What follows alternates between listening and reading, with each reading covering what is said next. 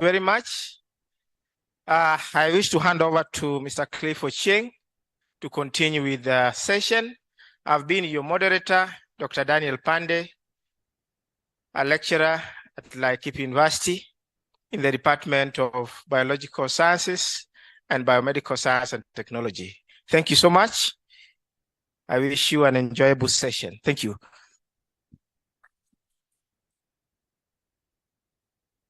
Good afternoon. I don't think that was applause enough for Daktari. Can we do it again? You've just had lunch. Thank you. I'm Cliff Ochieng.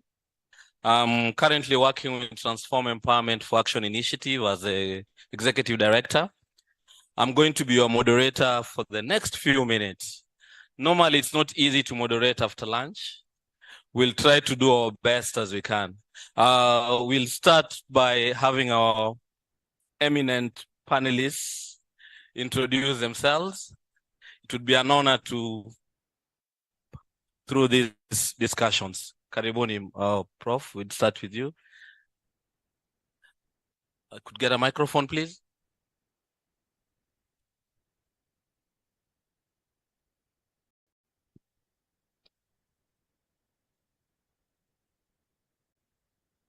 Good afternoon, everyone. Yes, once again, my name is Professor John Obiero Gone. I serve in the board of Aheri. Thank you. Hi, everyone. My name is Florence Shiri Kobuthi. I'm the commercial director at Octagon Africa. And before I joined Octagon, I was a banker by profession, so I'm wearing the financial hat.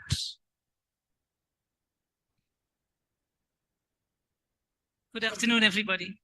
My name is Ari Edelveld. I am Dutch, but I came in Africa in 1984. I've always worked in public health. I am founder of Safe Water and AIDS Project, SWAP. Karibu.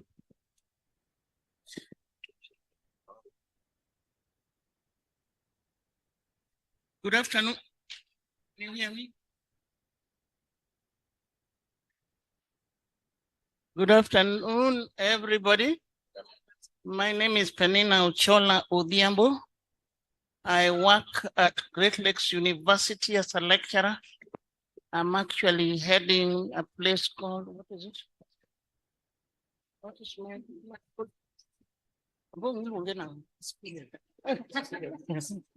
is it College of Health Sciences or is it school? Abong. College of Health Sciences. I am a College of Health Sciences. And Abong there is one of us, and Prof. Kaseji is our father. I can see Obura next door to me. So Great Lakes, quite a number of us are here today. And before that, I'm sure they knew me as Mama P, particularly those who worked in Plan International. I also worked for AMREF, African Medical Research Foundation. I've been walking this walk, and I'm here today. Afternoon again. I don't think there's any need for me to reintroduce myself, but in case we have newcomers, I'm Willie Sobura, at the moment, Dean of Faculty of Education and Psychology at Great Lakes University of Kisumu, and also a senior researcher at Tich. Thank you. Thank you, Prof. This panel discussion is going to be brief, and it's generally going to be summative of what we've been discussing since morning, or since yesterday for that matter. We are going to delve around emerging issues on transforming communities through partnerships, innovations, research, and development. Our first discussion goes to Professor Gone.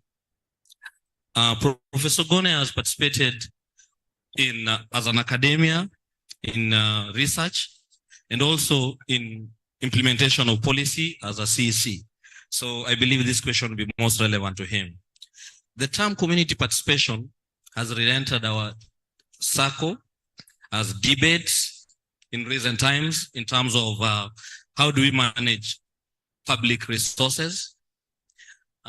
moving on, what are the key issues that you observe with regard to partnerships, research, and how this has affected community participation in monitoring how resources are managed, in monitoring how resources are implemented with regard to sustainable development locally and in the region? Thank you, Prof.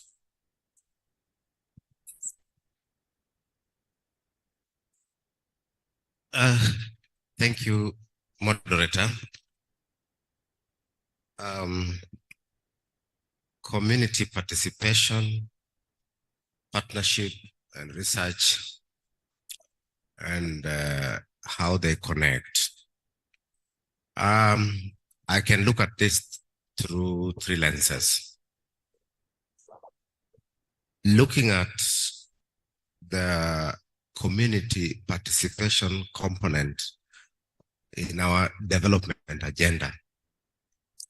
From the perspective of governance, there is a provision in the case of Kenya for public participation in such a way that when there are plans for development, these plans have to involve the participation of the people. Taking the case of county governments, for example, there is a document called the County Integrated Development Plan.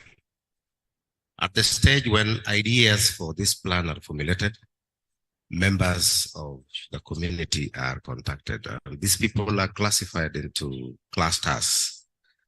So you divide the community into segments, and then you create fora where they express their ideas, involving their needs and mechanisms through which those needs can be addressed. Of course, the people are also represented in decision-making through their elected leaders. So yes, there is a framework for community participation. And also from the point of view of governance, when there are projects to be undertaken that require a certain set of skills or some specialized knowledge, then all government systems have a way of going about that. They usually hire professional services that will then go get information, analyze that information, and then prepare policy briefs, which are then handed over to a respective government departments for implementation, which is also another process that will involve some kind of participation. So if this policy brief is given to a head of a department, it is upon that head or department to prepare a concept paper and take it to a level like cabinet.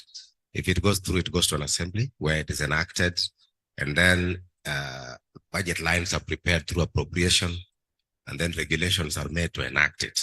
So by and large, yes, communities participate, and yes, there's a framework for it. Whether we do it the way I've described it might be the issue.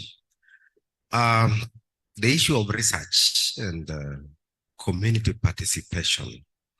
This is what we have been speaking to, I think, since morning today.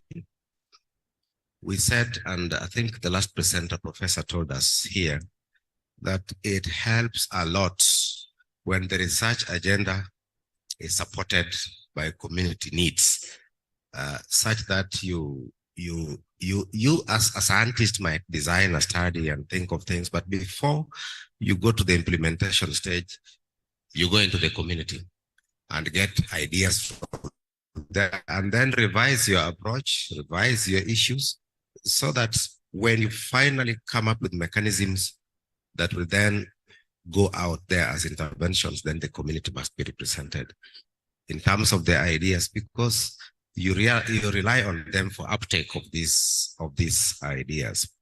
Partnership. We all know that development projects require partnership, because there is hardly any development initiative that I know that will only take one stakeholder. So you need a framework of engagement involving state actors, non-state actors, private sector, industry, and so on. And you must come up with a mechanism by means of which they work together for the betterment of the well-being of the people. Thank you. Thank you, Prof. This would go to Ali. You have a long-standing experience in dealing with structured groups. Organized community structures like self-help groups, youth groups, women group play a critical role in transformative development.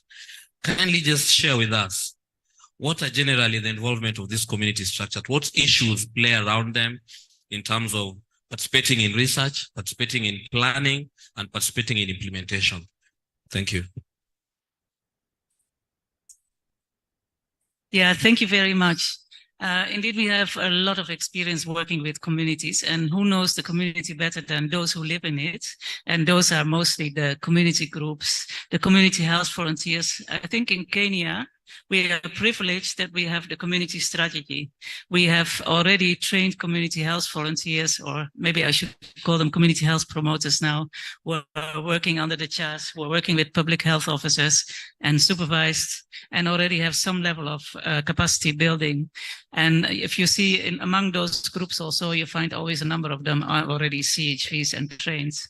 I think there's something to say for using a mixed approach, using both the groups and the community health volunteers, because at times you may focus only on community health volunteers, and then the Minister of Health says, now we're going to do a measles campaign or a polio campaign, and you lose all your workforce.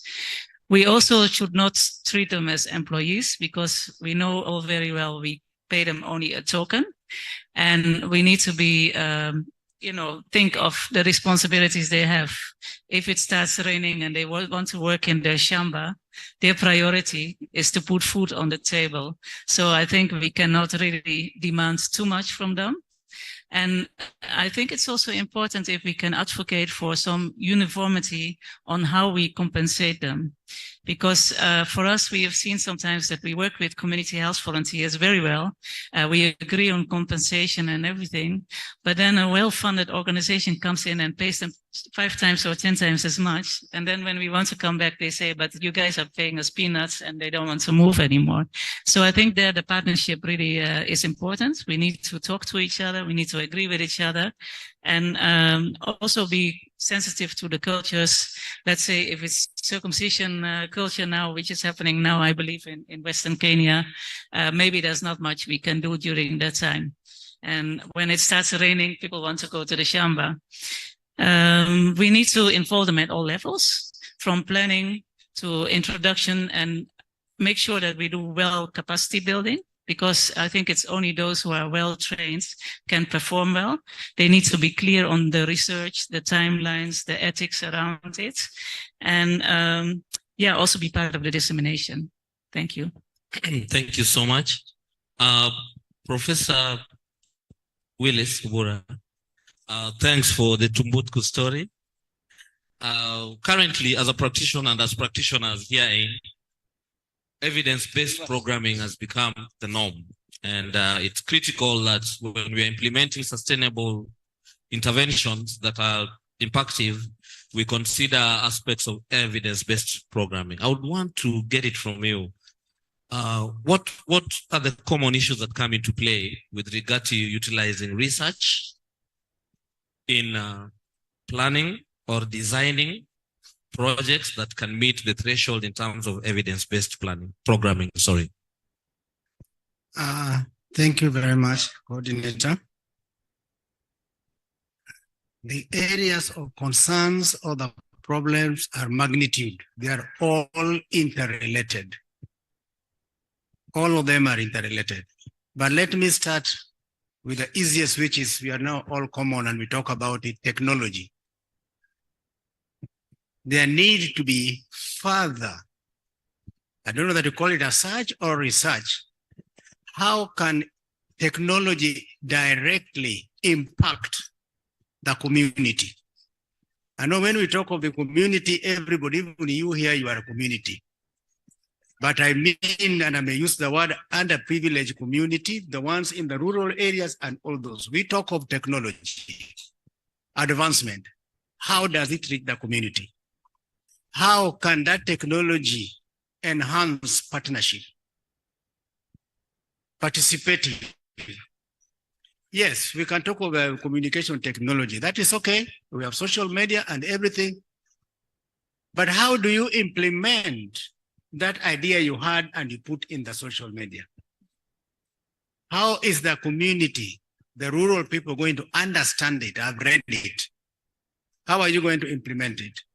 These are areas which we need to do further search on to find out how we can make a difference in using the technology. You also mentioned an interesting part, which is an important resource. And I can also recall one of the participants asked me how the resources were being availed in Mali. Resources that we are talking about now are relatively scarce in the rural areas. How do we make the resources available to them? You can talk of supply chain, that you live here. Suppose you live Kisumu here, by the time it reaches maybe Bondo. Look at the value addition. The prices might have even doubled.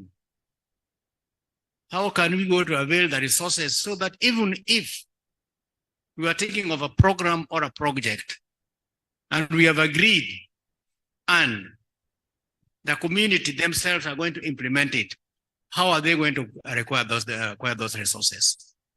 Let's make it possible for the resources to be available at the right place, at the right time to reach the targeted group so that it can make a real difference.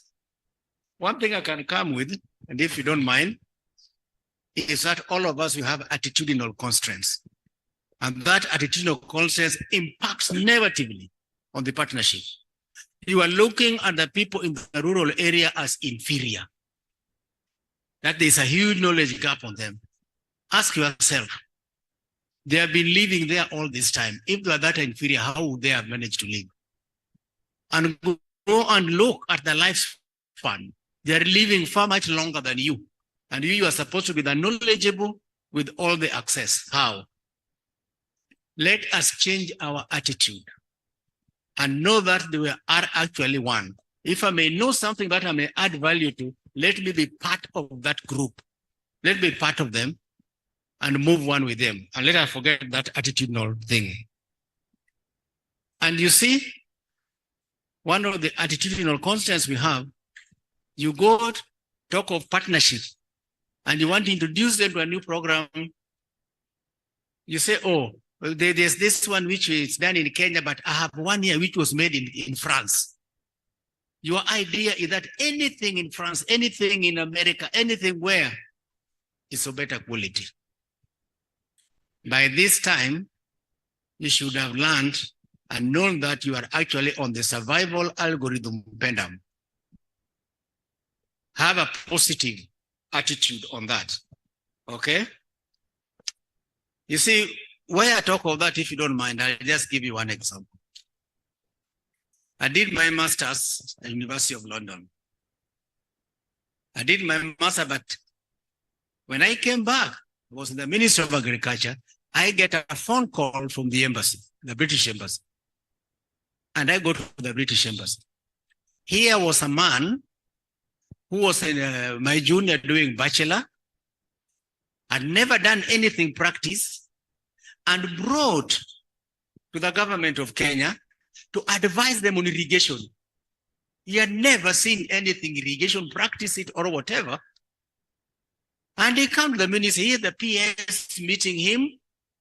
And when I was called to the British embassy, I was being asked to help him to understand what he's supposed to do, and I will do it. But he has come here as an advisor and a consultant for ourselves. And here is my own permanent secretary, meeting him and explaining to us that we better listen to him. A man who had never seen water, even irrigation. But look at our attitude. Let us change the attitude, especially to our community. Thank you, please. Them together. And finally, I want to talk, I'm glad someone mentioned it, the power of a woman. Do not joke with that. That's why we are three. Thank you. I've just been reminded that there are three of them. That's it.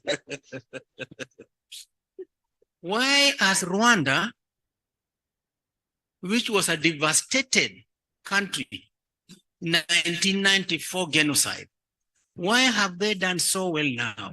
Why are they exporting even vegetable to you here? Check on Kagame's government. The cabinet over 50%, you find them are women. decision-making committee and the rest, you find them are women. And that is where even this Umudugudu women group came in. And like as I told you, the people themselves make the decision what they want, resources they need, they write down, cost them, and give the administration. And they're given funds for that. That is simply because of the power of the woman. And if you are here now, we have got a problem of environment. Look at the devastation, which is not only the community, but you also. Remember Wangari Maathai? In those old areas of the early 90s, he had already seen the danger of the climate change, the devastation that we are going through, and was protecting the natural environment. What did you people do to them? I will not advance. You should all be aware. Cutting her hair, even making her naked. But her theory won. That is the power of a woman. Let us listen to the women when they want to talk about how we can impact and move together with our brothers and sisters who are actually underprivileged than ourselves. Those are the points I would like to make. I would like to go very fast. Thank you so much, Prof. There's a Luo saying that says, if you put a frog inside water, it will take longer swimming. So Prof is doing a backstroke inside water. Thank you for the passion in your work. I want to take this to Mama PhD, Tich-Aheri Penina. We've been accused in Kenya as very loud on policies, nicely put in nice English words, but very poor in practice. But Tich has taken us through a lot in terms of practicing what we really research on and what we preach. So Mama PhD, just take us through briefly, what are the issues that you saw in the past and you're now seeing coming back? Which ones are laudable and which ones are challenges? Karibu. Good afternoon, everybody. In Tich, sometimes it's good to pat yourself on the back, isn't it? That Dan Kaseji seated here, I think he's left the room. Oh, there he is. And I, many years ago in 78, we were made to translate primary healthcare into practice in Kenya. So when the Almata came to Kenya, we were in the team that were helping Kenyans to try to understand what did they mean, what elements, what did it mean to go community-based? I'm glad we were thrown into that deep end. And we brought in others, particularly mission hospitals. Maua, Kisii was there, Chogoria was there. I was working in Amref, Kibwezi was there. It was a think tank. And out of that think tank, we came up with a model that we thought was suiting Kenya. That model, I think, has been modeled, and it is what is still working today. We can sit at the back, but we can see the things that we think we brought in. So what then happened is that we started a training program to give people skills of just how to go and talk to the community. That conversation with the community of Buddha is not that easy. We went to Saradidi where Dan was born, and we found some old ladies that were so bright. They have never gone to anybody's classroom. Mama Esther Jango, may God rest her soul in internal peace. A full obstetrician can tell you where how the baby is lying and how the baby will come out. We decided to humble ourselves and be students of the community. If we didn't humble ourselves, I don't think we would have made it, even if both of us went to Harvard, by the way. Even if going to Harvard, we would have come back empty. But it was the classroom of Esther Jango that has made us what we are today. So when you are talking innovation, communities are already innovative, doing a lot of things on their own. They are probably having their own hubs that work very well for them. That's one thing I believe in. My grandmother, when my tummy was aching, there was some very bitter medicine. Was it Sogomaidak or something like that? You drink it, it's so bitter, but you get relieved immediately. You don't think grandma didn't know what she was doing? She had seen it over the years. So we decided to believe in what the community knows how to do and just learn from the community and humble ourselves and throw away this doctor, professor names that you keep giving us here. So that is how we have evolved. And this whole program, which started small at Saradidi, soon picked fire, and we had 7 programs in the whole country. I was sitting at AMREP keeping the statistics. Before long, the whole thing was fire. It hit the whole East Africa. And before long, we were in Southern Africa. Dan Kaseji, we were in Namibia, ndani huko Stockholm's Mood, trying to bring what we cooked in Africa, Eastern, particularly in Kenya, to catch the fire in Eastern and Southern Africa. That's the background that you must know and be proud of, that we did it. And because we did it, that is what has transformed this whole definition of primary healthcare. People are now writing policies the way they want. No one policy is the same as the other one. There are others that are strong in community-based component. Others are just interested in making sure that when you go to the hospital, there is medicine there, different varieties. So what I can say briefly is that we have walked. We have reached where we have reached. And sometimes when I sit and looking at the people in the room, I'm saying, my goodness, I wonder what new concepts they now have. They keep on changing. There's another one called UHC, eh? UHC, others are what. But whether we bring new concepts, whether we like it or not, we have to anchor it around what Dan and I worked so hard to bring here. We are not being proud stupidly, but we are telling you we were basing it on the African traditional society of making sure Ubuntu, the people know and the people can do it themselves. Is there anything else you want me to say? I'll come back to you at some point, but I want to thank you. Thank you. Thank you, Mama PhD. One critical thing that we hear all the panelists say is the language of participation and the language of communities. So Professor Gone, as a linguist, there are new things, new trends that are happening, alternative media, different forms of communication. The world is not the same. Robert must be smiling when we get to the direction of digitization. It's critical for us to understand the differences between the past and the present use of ICT in this space. What can you advise? And what pitfalls do we need to look at? Which are the flags that we need to look at in terms of the communication? The community is no longer the same. Even my nyanya back at home receives money using M-Pesa. She can't read, but she can always tell me that I didn't send money a kutoa. So it means everybody has gone ICT. What are the pitfalls? What are the red flags in communication with this regard? Okay, it works. What I know is that in the last about 25 years, there has been huge paradigm shifts in communication. And I am keen on the advantages that these information communication technologies bring. Right now, our communities are more interconnected than before, and the means of reaching them have become more and more efficient. And so we have now better means to reach out to communities. We have better means to engage them. We have better means to collect information from them, and we have better means to disseminate information to them.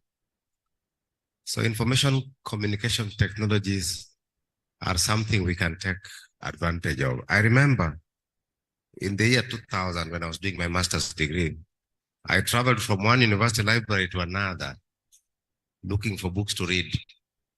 Right now, you have no excuse to leave your desk. And right now, we even have artificial intelligence, right? We have the chatbots right now.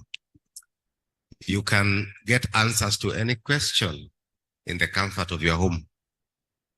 And so when it comes to these ICTs and the frontiers that have been created by researchers and creators and innovators, we are in a good place. And I don't foresee a situation when accessing communities will be easier than now. We have no excuse to leave anyone behind. We have to take advantage of these technologies to reach out to more and more, to convince more, to engage more, and to serve more. Thank you.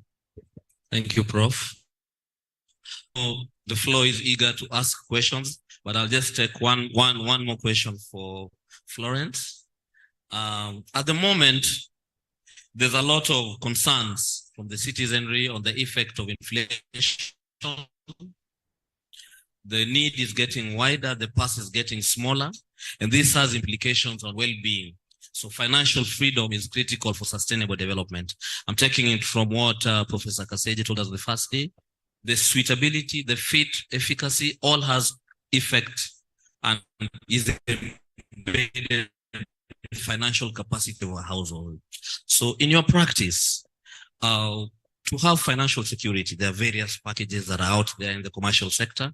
There are also indigenous practices that communities are taking. Groups are accumulating money and paying their own NHIF. What would you want to tell the conference? What would be the best practices? What are the emerging things you're seeing? What would you advise? Thank you, Florence. Thank you very much. I definitely want to acknowledge that in the financial space, there are several interventions, like you have rightfully said. But before I probably share some interventions or two, I would want to link the financial interventions with what each and every person here seated in the panel has been discussing. We've spoken about public participation, and when it comes to financial intervention, some examples that I would definitely give, you'll see they have their deep roots in participating publicly together as a community. We've spoken about community engagement, some of the things that Kenyans have borrowed to be able to react to the inflation in the community today. They've borrowed them from practices that are there within our community engagement. We have very interesting practices. Some have borrowed from the space of technology. We've just spoken about the space of technology. Others have borrowed from, communication. When I talk to a friend, I get to learn a thing or two when we communicate, and I can then borrow best practice from what they are probably doing. In a nutshell, what I'm saying is that whatever we have shared this afternoon as panelists, it plugs in the space of the financial spectrum. And how does this happen? How this happens, I just want to pick on some interventions that are really happening currently. Because of inflation, we have found that Kenyans have adapted or learned to better ways of doing things together. That is what we can call community engagement. And I want to give one simple example. The example that I want to give on this is that social insurance has become the norm, whereby I notice that I definitely need a cover. I'm not able to do it alone. So what do? We team up as a group. And when we team up as a group, then we approach the insurance company, and their premiums are much lower than when I approach the insurance company as an individual. So we end up then probably taking like a group medical cover. That is one example. We can take a group last expense, the one I was talking about in yesterday's session that covers about death. We end up others are doing the NHIF as a group corporately together. So these are some of the interventions that people are reacting to when you realize the pocket, my money is so lean, I can't afford it. But when we come together as a group, then the premiums are better. And what I need to pay is pocket friendly. And therefore, we are able to team up together. That is what community is all about. And it's important to know that there are such interventions. Another intervention is the social fabric strengthening. And when I talk about social fabric strengthening, I want to give examples. You'll find that people in a community are pulling synergies together. You find the social fabric strengthening within religious activities. And when we talk of religious activities, is where you'll find that religious activities can pick up on a project, for example, and they are able to do it together.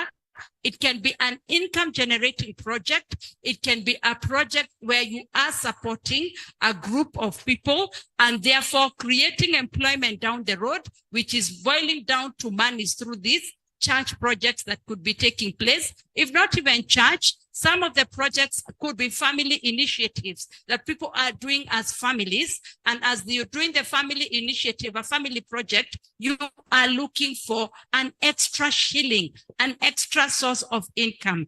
And so strengthening that social fabric is very, very important. Community activities.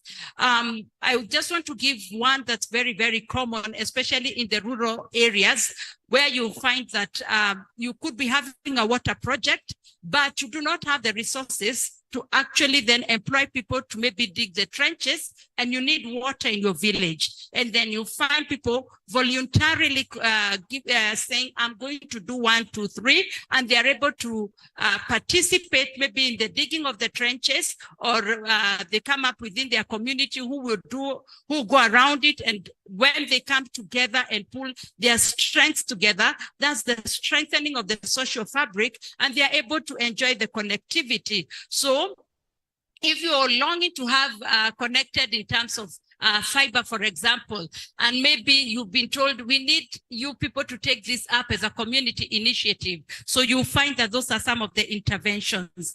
I want to get into government interventions because I've heavily spoken about community interventions. In the space of technology, we find that there's a lot of fundraising that keeps taking place in WhatsApp group for emergencies. And I know that is still coming in to help and support the community in the midst of inflation. And you find that you could be struggling with a medical bill. And when you get into your WhatsApp group status and you say, this is what I'm going through, my mother, my dad, XYZ, within a short while, you find the community responding, your friends on WhatsApp group responding over to you. That's in terms of social fabric. Let's get to government interventions. We find that the government has come up with ways that can help us as Kenyans transit in terms of money in our pocket. And one of them is the NSSF that the government has come up with, which is extending sustainable financial security for your years after work. Then money for the aged, I gave those examples yesterday. I do not want to labor on them. The final one that I could probably talk about here is the SACCO saving, is the social welfare.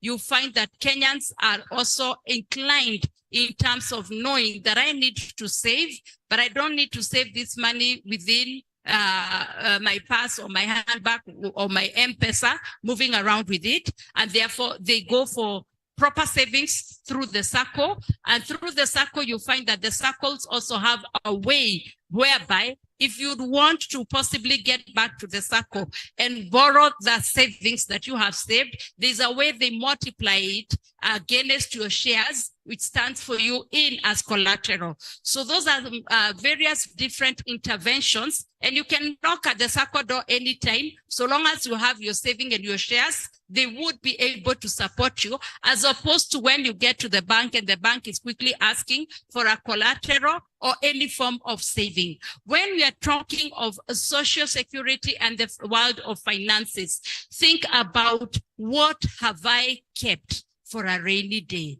What have I kept as an emergency fund? What have I kept as a fallback, such that when we are talking of finances, you have the saving for a rainy day and there's a fallback, and there's the saving for the future, where when you do not have the energy and the strength, that will be your fallback when you have left formal employment or formal business that you could probably be doing. So those are but a few interventions that I can mention.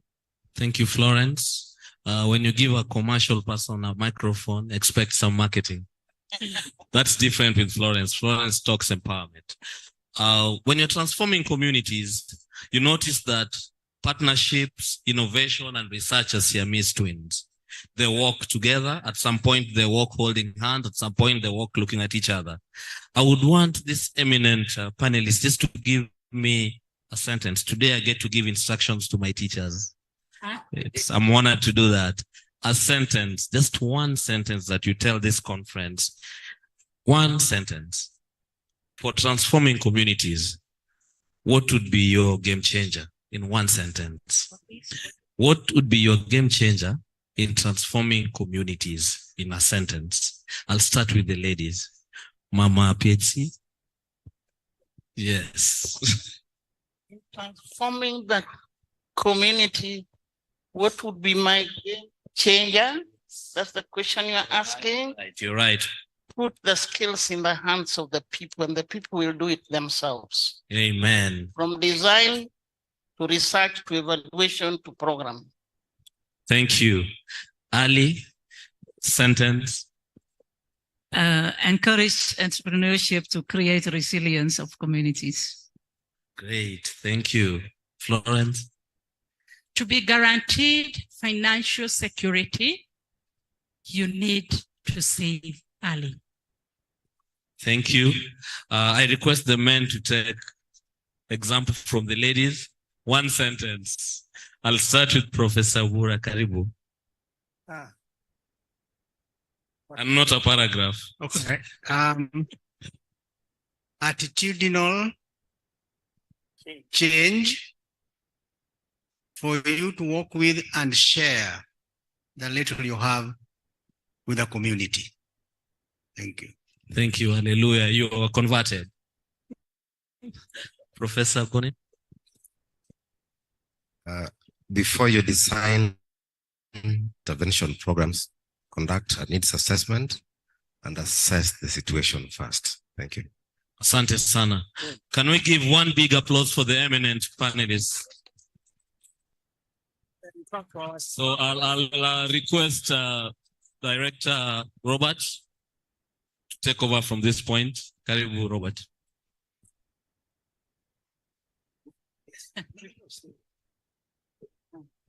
Thank you very much, Cliff. I'll invite the panelists to stand just here for group photo as we prepare to grant them their gifts.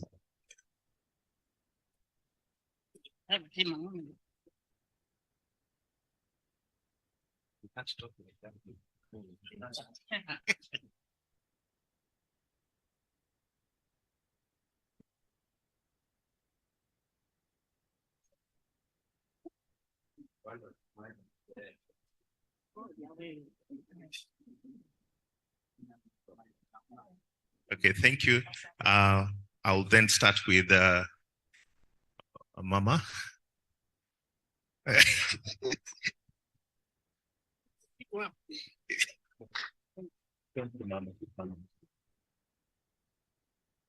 then next, I'll call Eileen.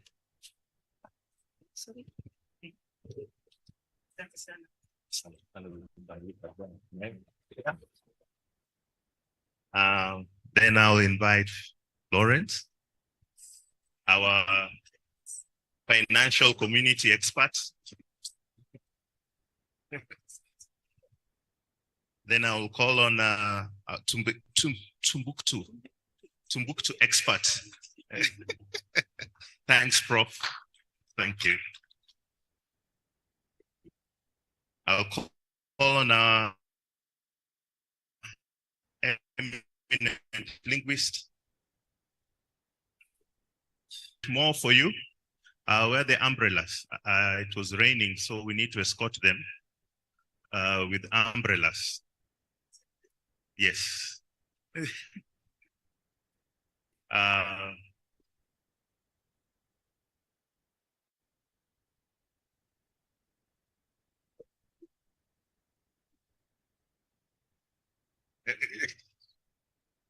We are celebrating you.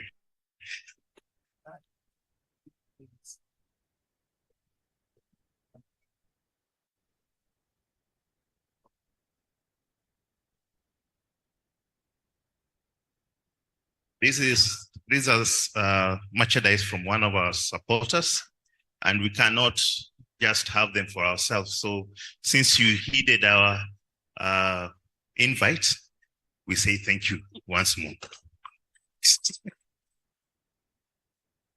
Thank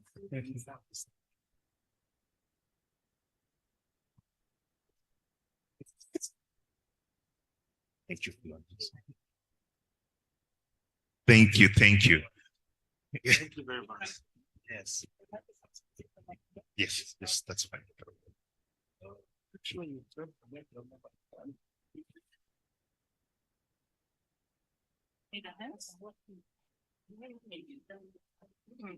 Now you have a walk.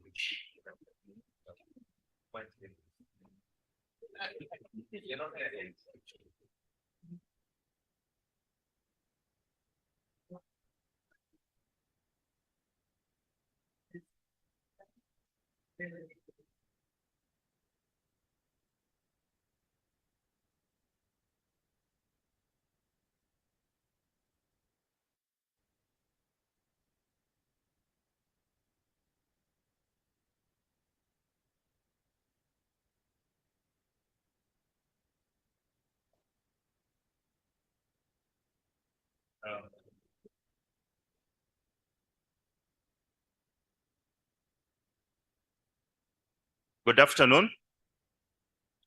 It is my singular pleasure now to bring to a close our conference, the Teach 2023 conference, albeit against the program as stipulated, but so as to also proceed to the other functions that we have in the we had planned. We will reach out to all of us who have registered with the communication and the resolutions. We had this morning a summary of the first day, which was quite elaborate. We believe our rapporteurs have captured the proceedings appropriately. And therefore, as we start this journey, I'm confident that this is not a one-off event. The conversations have indicated that we have started a partnership, and I call all of us to continue this conversation. We will create platforms where we will engage and seek for projects that we can take up. I thank the presenters who have given quality presentations, engaged discussions, challenged our thoughts, and encouraged us to build on our local solutions. That has been a theme that has continued. We have prominent academicians who have given examples of that kind of thinking, that we have already the solutions. So it is a challenge to us. It's a challenge to our government agencies, ministries, and other departments that really, if you want to make the change, it starts with us. I am humbled because of the qualified professors who are here, but they didn't laud it or they didn't show us that they are experts. I believe the young researchers have been challenged not to put your title before your name. All the professors say, I am Robert and so, I'm not professor and I'm not doctor. Those are titles. I think that is my take home. I appreciate very much that we still have these repositories amongst us living. So I encourage the young researchers, I encourage the practitioners to reach out to those who have come here and shared their experiences with us. For our online viewers, we apologize that once or twice we've had to change the program, but these are the realities that we have. And we will continue to engage and ensure that we include you in our next events. So for me, I would like to say thank you very much for all the participants. Thank you very much to our supporters.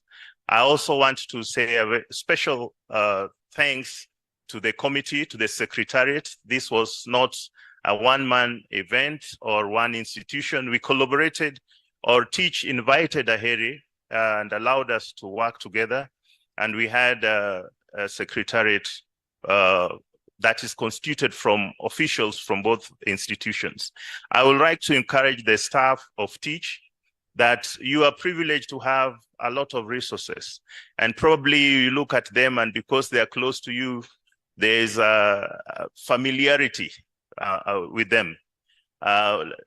Be assured that if you continue being familiar with them, some people will come and take them away. For those who have joined both institutions, we share a tradition that is deep in the service of humanity. And that is what this conference is about. It's not about personal or individual benefit, but it is about the community.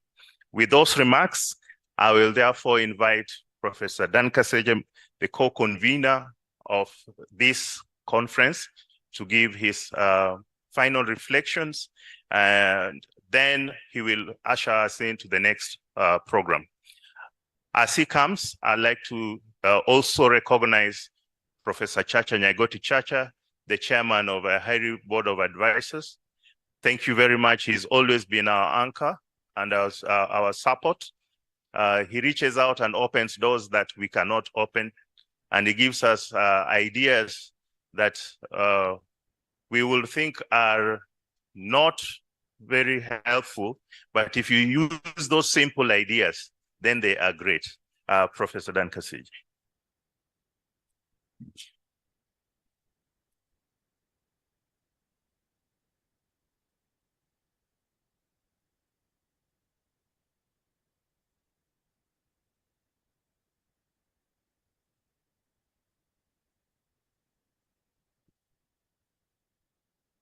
Thank you very much, Robert, for saying everything that needed to be said at the end of such a wonderful time together. Last night, I felt I was at the danger of being asked to lead this morning some kind of a reflection, because I revealed myself gave myself a title as a reverend. And immediately I was asked to pray. So I thought I would be asked to say something this morning of reflection, and I couldn't help, because in the recent week, we were celebrating the experience of transfiguration, where the Lord Jesus went up the hill and we selected the disciples, and Moses and Elijah showed up there, and they had a wonderful time. And the disciples began to say, but why don't we now just stay here? We don't want to go down where people are crying, people are suffering, people, why don't we now just stay here? It's so nice. I began to feel like that. And if I was asked this morning, I would have reflected on transfiguration. But thank you for not asking me this morning. Yes. So it feels like that. We have had a wonderful time together, and it would have been nice to just continue reflecting on the great things that we have done. My sister Pen, we have done indeed great things by the grace of God, and the way we have been continuing since yesterday. It would have been lovely to just stay here and continue enjoying ourselves. But no, we must return to where the action is. We must return to where we are required to partner with God in the processes of transforming the situation of his people. So that's where we must go. And since again I was in danger because of what was written, there was to be some kind of communique from me. So I started thinking this morning again, what would be some of the areas where we might begin to start working together. So as Robert says, we shall share the communique, but I started thinking of certain areas that seemed to be popping up from our conversations. The first one was that we may need to begin to consciously work together on how to advocate collectively for moving research evidence into policy. That is something that I believe we can do more effectively together than as single institutions, universities, or NGOs or other entities. We could have a framework for a joint advocacy for moving available research, available relevant research into policy. And one area that I thought as a second to inform our research and to move it quickly and to ensure that it is relevant research, given what some of us were already saying, we don't want research that is written up and rests in shelves. The community-based information system, and our colleague from the Red Cross was talking about that yesterday. We have a Ministry of Health Form 513, which is a household diagnostic diagnosis tool that is in the hands of the community, the hands of community health workers. And we can regularly update it and have fresh information that feeds into research, both in terms of showing us where the gaps are, but also in terms of data that we can analyze and feed into research evidence that then moves into policy. Again, this particular area, if enhanced by digitization, can make it fast, efficient, and available almost on a daily basis, a monthly basis, and a yearly basis. We have fresh ideas from evidence that we may want to push into more rigorous research or straight into policy. That was a second area that I thought maybe a group, a task force could begin to work on digitizing that household material and making it available for decisions. The third area that was emerging was this whole area of partnerships in research.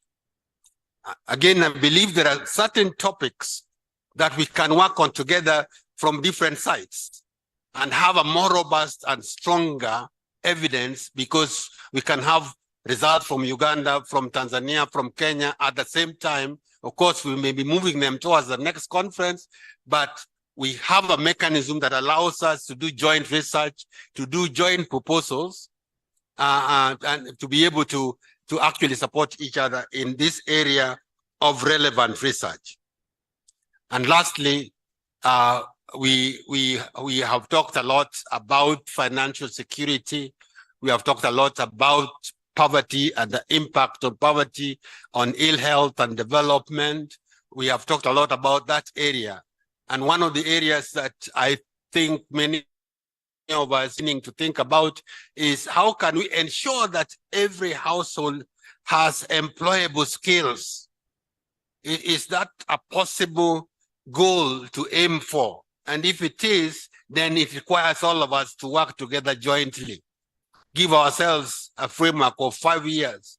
Can we say that in 5 years, the majority of our households and our care that we interact with, there is someone who is earning regular income because they are fundis or they are nurses or they are professionals in areas, so that we enable households to be able to earn regular income so that they can feed into all these things that we are asking them to do. Because we are saying, yes, they can do it, but with enhanced capacity, they can do it more effectively. So those are just some elements that will perhaps be better organized in a communique at a later stage. But for now, let us keep reflecting on them. As we now move on to the next session, which is not a private party.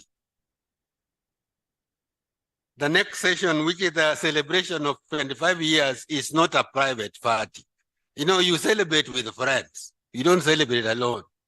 So please feel very much welcome to celebrate with us. we will just be reflecting very quickly on what Tich is about, the history of Tich and where we have been through, and then we cut a cake, and then we cool a cake, and then it will be the end of our session. So please very much welcome to be part of us. Yes, my brother Robert. A group photo, yeah. Yes. Yes. So as we prepare, okay. Okay, there's already arranged the other side. Okay. Yeah, okay. So can we come forward for a group photo? And then we'll turn around and celebrate. Come forward for a group photo.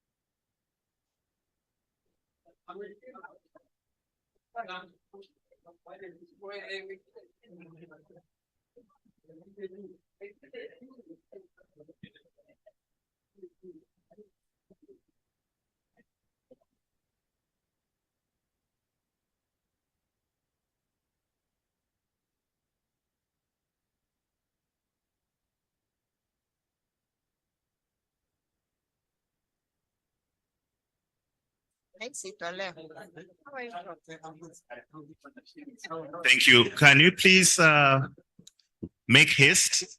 The cameraman can approach and give us direction.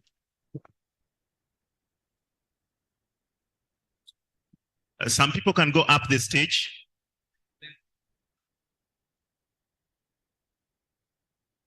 Please, let's make haste.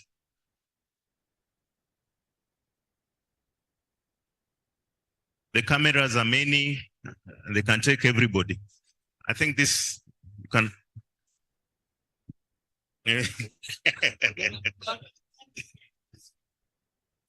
These people, no, we need stretch out from that end, stretch. Just open up from, yes, make it wider. And even this one, just, okay.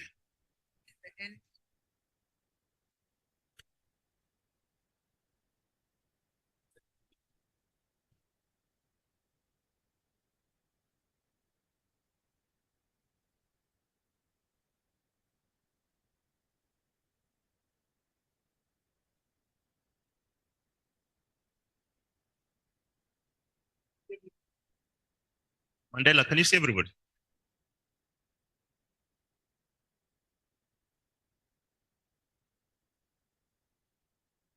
You can go up. There's space here.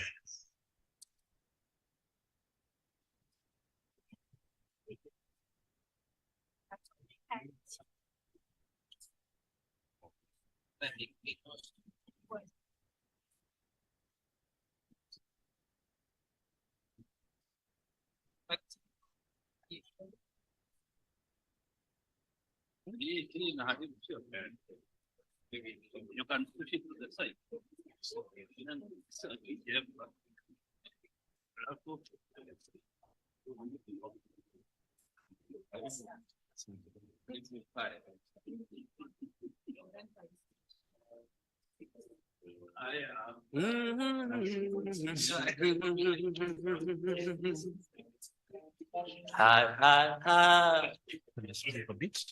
Tumeuona mkono wake Bwana,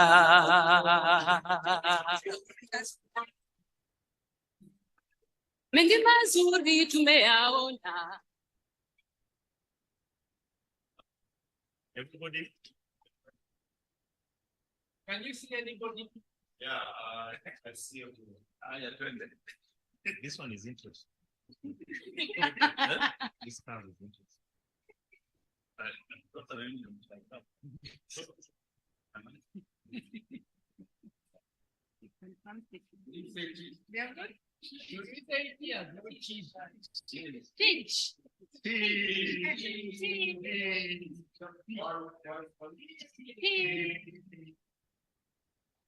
Wow.